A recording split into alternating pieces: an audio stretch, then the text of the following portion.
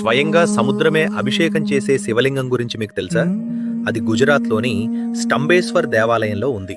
ఇక్కడ రోజుకు ఖచ్చితంగా 2 సార్లు సముద్రం గర్భగుడిలోకి ప్రవేశించి శివలింగానికి జలాభిషేకం చేస్తుంది. శతాబ్దాలుగా ఇదే విధంగా జరుగుతూనే ఉంది. ఇక్కడ ఉన్న ఈ శివలింగాన్ని స్వయంగా శివుడి కుమారుడైన కుమారస్వామి ప్రతిష్ఠించారనే విషయం స్కందపురాణంలో ఉంది. కుమారస్వామి తారకాసురుని సంహరించిన తర్వాత తీవ్రమైన పశ్చాత్తాపంతో నిండిపోయాడు. ఎందుకంటే తారకాసురుడు కూడా శివునికి గొప్ప భక్తుడే. ఆ మనోవేదన నుంచి కుమారస్వామిని విముక్తి చేయడానికి విష్ణు భగవానుడు ఒక పవిత్ర స్థలంలో శివలింగాన్ని ప్రతిష్ఠించి మహాశివుడిని ఆరాధించమని చెప్తాడు. ఆ పవిత్ర స్థలమే మహీనది. అరేబియా సముద్రం కలిసే ఈ ప్రాంతం. ప్రతిరోజు అలలు ఎగసి వచ్చి ఆలయపు మెట్లను గర్భగుడిని ముంచి అక్కడ ఉన్న శివలింగానికి జలాభిషేకం చేస్తాయి.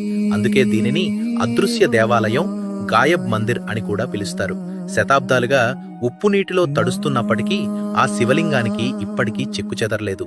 కుమారస్వామి పశ్చాత్తాపం, మహావిష్ణువు మార్గదర్శకం, మహాదేవుని కరుణ ఇవన్నీ కలిసిన ఆలయమిది. ప్రతిరోజు సముద్రపు అలలు తగ్గగానే వేల సంఖ్యలో భక్తులు వెళ్లి స్వామివారి దర్శనం చేసుకుంటారు. మీరేమనుకుంటున్నారు? ఇది శివుడి లీలా లేదా ప్రకృతి రహస్యమా? మీ అభిప్రాయాన్ని కామెంట్స్లో చెప్పండి. ఇలాంటి దివ్య కథలు వినాలంటే ఫాలో అవ్వండి. Download ShareChat.